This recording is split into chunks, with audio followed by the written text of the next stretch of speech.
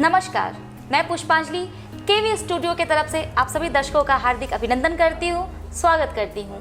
आज की हमारी अतिथि बेनुजा कुमारी हैं, जो जयमंगला उच्च विद्यालय में मंझौल में बतौर शिक्षिका कार्यरत हैं। ये वर्तमान में बिहार माध्यमिक शिक्षक संघ की राज्य पार्षद और पूर्व में अनुमंडल सचिव भी रह चुकी हैं। तो आइए मिलते हैं बेनुजा कुमारी जी से। बेनुजा जी, केवी स्टूडियो में आपका बहुत बहुत स्वागत है। धन्यवाद मैडम।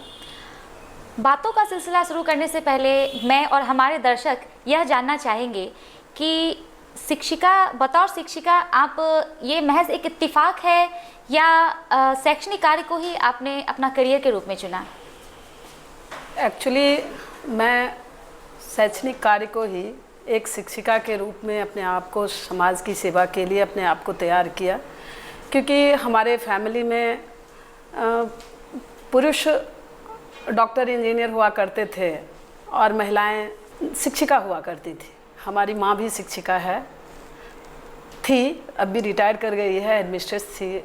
और मैं 3 पुस्तों से देख रही हूँ, जो हमारे जितने भी फीमेल मेंबर हमारे फैमिली में हैं वो टीचिंग जॉब को ही तरजीह देते हैं। तो इसीलिए मैं बचपन से ही मेरे मन में था कि मैं एक टीचर बनूं, और मैंने ग्रेजुएशन के बाद ही बीएड में एडमिशन लिया और एक शिक्षिका बनने की लालसा थी, जो आज पूरी हुई है। मैं शिक्षिका हूँ। आप शिक्षिका हैं और साथ ही साथ शिक्षक राजनीति में भी शामिल हैं। तो किन किन परिस्थितियों का सामना करना पड़ा और उस परिस्थितियों का सामना आपने किस तरह से किया? एक्चुअली सबसे पहली बात यह है, हमारा समाज पुरुष प्रधान समाज है। बिल्कुल।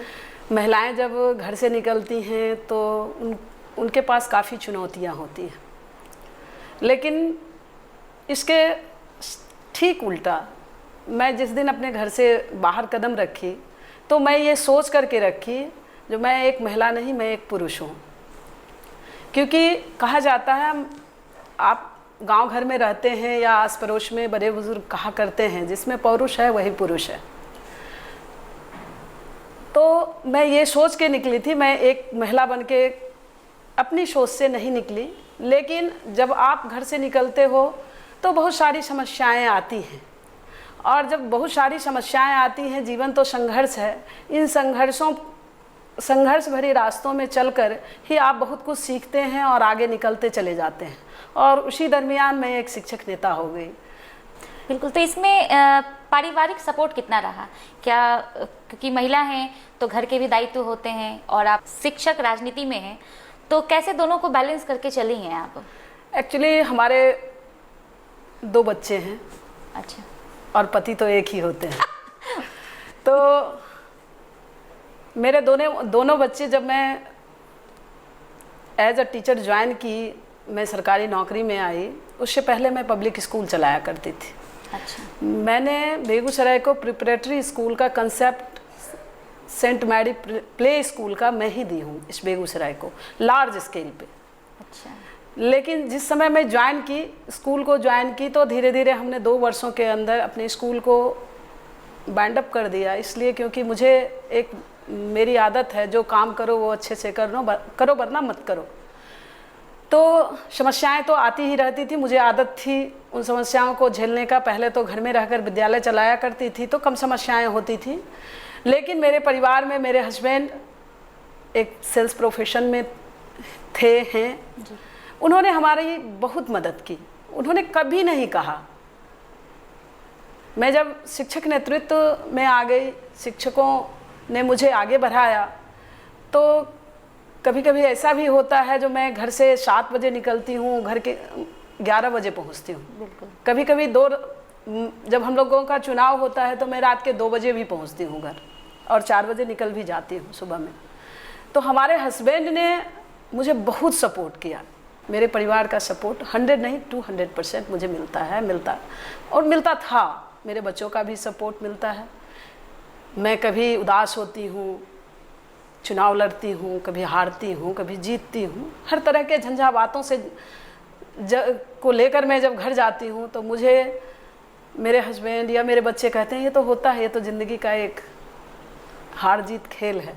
और ऐसे टूटोगी तो कैसे काम चलेगा। और मुझे फिर से हौसला मिलता है आगे बढ़ने का, और मैं बढ़ती हूँ। इसलिए 100 नहीं, मैं 200% मेरे घर का सपोर्ट मिलता है, मेरे बच्चों का, मेरे हस्बैंड का, इसीलिए मैं आज यहाँ हूँ।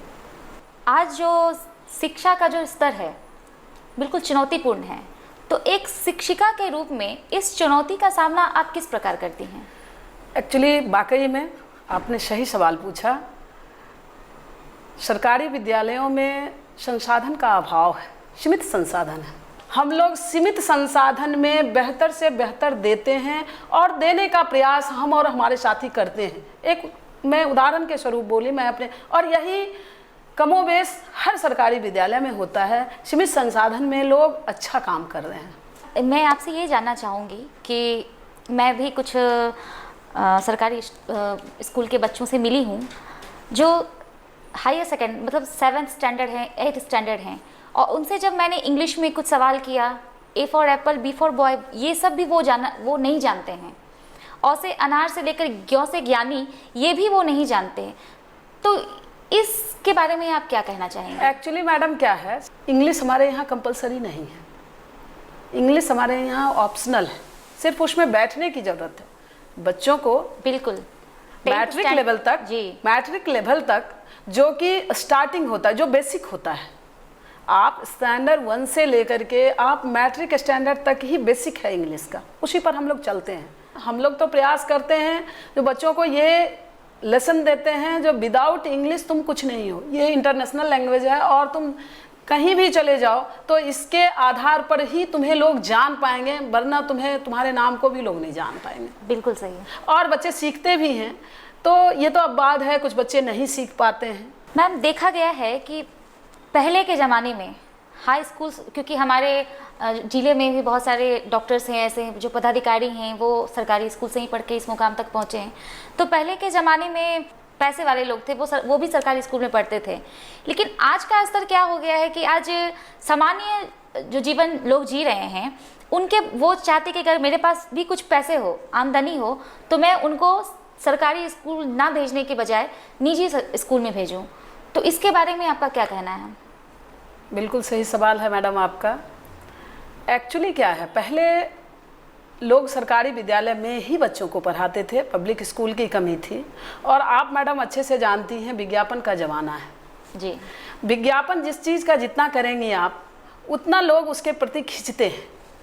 तो प्राइवेट स्कूल जो है वो अपना विज्ञापन करता है, उसके विज्ञापन से चकाचौंध की उसकी रोशनी से आदमी खींचे चले आते हैं। तो सरकारी स्कूल में तो ऐसा कोई विज्ञापन नहीं है। लेकिन आप ये भी देखती होंगी, जिस स्कूल में बच्चों को पढ़ाने के लिए लोग गांव से शहर की ओर माइग्रेट करते हैं, लेकिन अगर उसी प्राइवेट स्कूल के टीचर को सरकारी स्कूल में अगर हो जाता है तो सबसे पहले भाग जाता है जी, सबसे पहले वो वहाँ चला जाता है। अगर सरकारी स्कूल में पढ़ाई नहीं होता, वही शिक्षक सरकारी स्कूल में जाते हैं तो बेहतर पढ़ाने लगते हैं, प्राइवेट में रहते हैं तो बेहतर पढ़ाते हैं और सरकारी में नहीं पढ़ाते, ऐसी कोई बात नहीं। तो मैम, जैसे आपने बताया कि शिक्षक जो निजी विद्यालय से सरकारी स्कूल में जा रहे हैं वो अच्छा पढ़ा रहे हैं, तो मैं ये देखती हूँ कि कुछ शिक्षकों को छोड़कर, जो सरकारी शिक्षक हैं उनको छोड़कर, बहुत सारे शिक्षक अपने बच्चों को सरकारी स्कूल में क्यों नहीं डालते हैं, वो भी निजी विद्यालय की ओर रुख करते हैं। तो ऐसा क्यों है? देखिए, एक्चुअली क्या है मैडम, सबों को मैं एक ही बात आपको पूर्व में भी बताई, विज्ञापन की तरफ लोग ज़्यादा जाते हैं। ये समझते हैं सरकार, लोगों को का आजकल स्टेटस सिंबल हो गया है, पब्लिक स्कूल में पढ़ाना स्टेटस सिंबल हो जाए, चाहे हमारे साथी क्यों ना हो, क्योंकि उन्हें ऐसा प्रतीत होता है, पता नहीं मेरा बच्चा अगर पब्लिक स्कूल से पास आउट नहीं होगा तो कल उसे और अच्छा जगह नहीं मिलेगा, या लेकिन अब ये मैं धीरे धीरे देख रही हूँ, ये भ्रम टूटा है लोगों का। हमारे साथ के भी शिक्षक, बहुत ऐसे शिक्षक हैं हमारे साथ में ही हैं जो सरकारी स्कूल में अपने बच्चों को पढ़ा रहे हैं। तो इसलिए ये तो अपनी अपनी भ्रांति हैं, भ्रांतियाँ कौन कितना पालता है वो उस पर डिपेंड करता है। ऐसा बिल्कुल नहीं कह सकते हैं सिर्फ पब्लिक स्कूल में ही पढ़ाते हैं। तो मैम ये जो आप बोल रही हैं कि सीमित संसाधन, तो इसके लिए आपने क्या सरकार से कुछ डिमांड किया है इसके बारे में कि ये चीज़, जिस चीज़ की हमारे विद्यालय में कमी हो वो चीज़ फुलफिल किया जाए? एक्चुअली मैडम क्या है, सरकार से मांगने की कोई दरकार ही नहीं है। मेरे पास, मेरे विद्यालय में जो छात्र से हम लोग पैसे लेते हैं, अच्छा, हाई स्कूल में, मैं सेकेंडरी लेवल में हूँ, हाई स्कूल में छात्र से नामांकन और छात्र कोष और विकास कोष, 2 कोष हैं, बच्चों से पैसा लिया जाता है। हम लोग 100 रुपये करीब लेते हैं बच्चों से पैसे, तो वही पैसे बहुत परे हुए हैं। लेकिन मैं उससे अपने विद्यालय के इंफ्रास्ट्रक्चर को डेवलप कर सकती हूँ।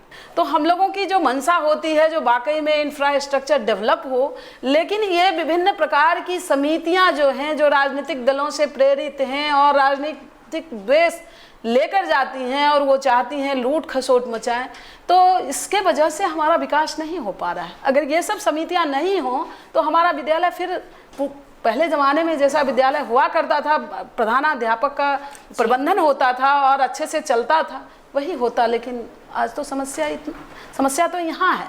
मैडम, आप एक शिक्षिका हैं, तो मैं ये पूछना चाहूँगी कि निजी विद्यालयों में जो शिक्षकों का शोषण होता है, चाहे वो पारिश्रमिक हो या फिर घंटों घंटों कार्य करना हो, फिर लास्ट में अमाउंट जो भी सैलरी है उसमें कटौती होती है, तो इसके लिए आप क्या सोचती हैं?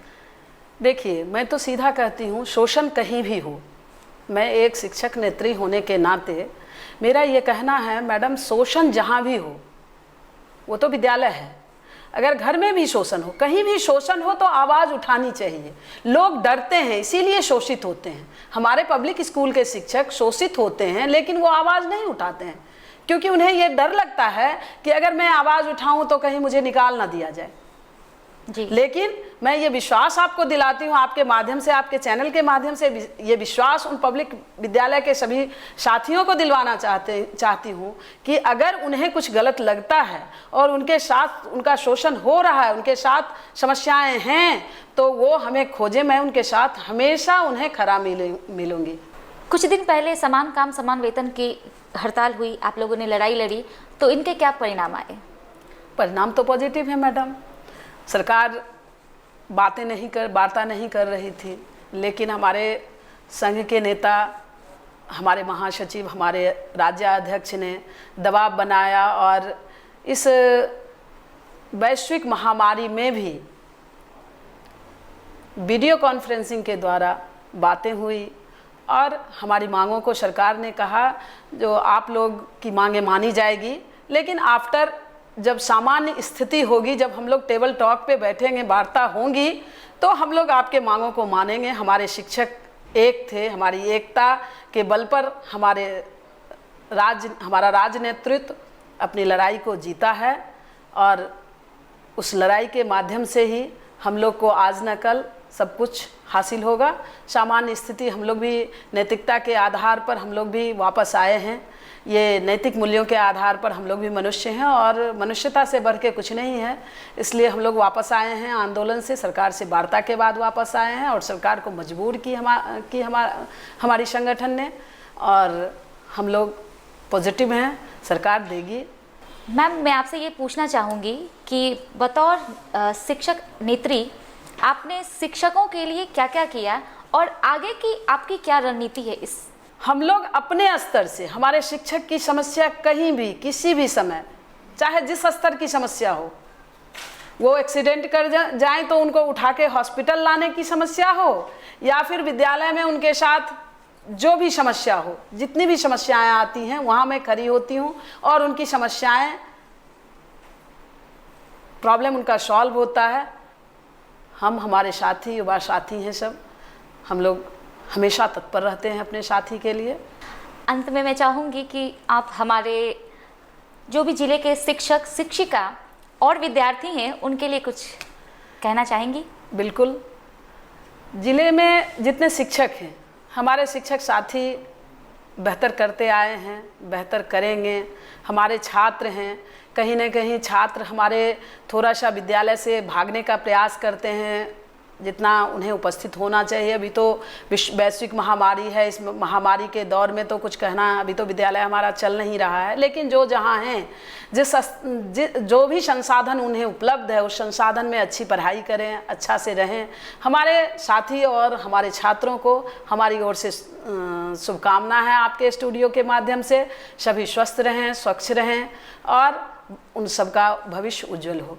डॉक्टर रोशन सर के द्वारा संचालित केवी स्टूडियो के माध्यम से बहुत सारे प्रतिभावान लोगों को आज एक मंच मिल रहा है, तो इसके बारे में आप कुछ सुझाव देना चाहेंगी, क्या कहना चाहेंगी?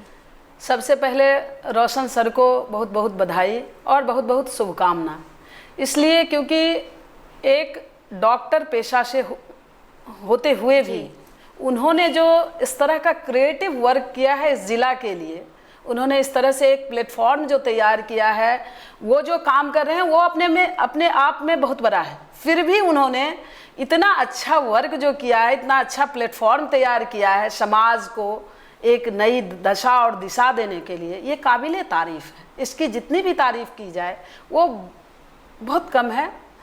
तो मुझे लगता है बहुत बेहतर प्रयास है और ये सफलीभूत भी होगा। ये आगे के दिनों में पता चलेगा कितना सफल होता है, क्योंकि अभी जो कहना है वो तो अभी शुरू ही हुआ है। और मेरी शुभकामना है जो इस तरह से वो आगे बढ़ते रहें और समाज की समस्या, देश की समस्या, राज्य की समस्या इसी तरह उठाते रहें। और उनसे यही उम्मीद है, क्योंकि वो एक डॉक्टर हैं और उनसे बहुत सारी उम्मीदें होती हैं जनताओं की, और ये तो उनका ये बहुत ही बेहतर प्रयास है। जितनी मैंने फिर से कह रही हूँ मैं, ये काबिले तारीफ़ है, जितनी भी प्रशंसा की जाए वो कम है। धन्यवाद मैम, केवी स्टूडियो में अपना बहुमूल्य समय देने के लिए बहुत बहुत धन्यवाद। आप लोग को भी धन्यवाद, केवी स्टूडियो के सभी सदस्यों को धन्यवाद, साथ ही रोशन सर को धन्यवाद।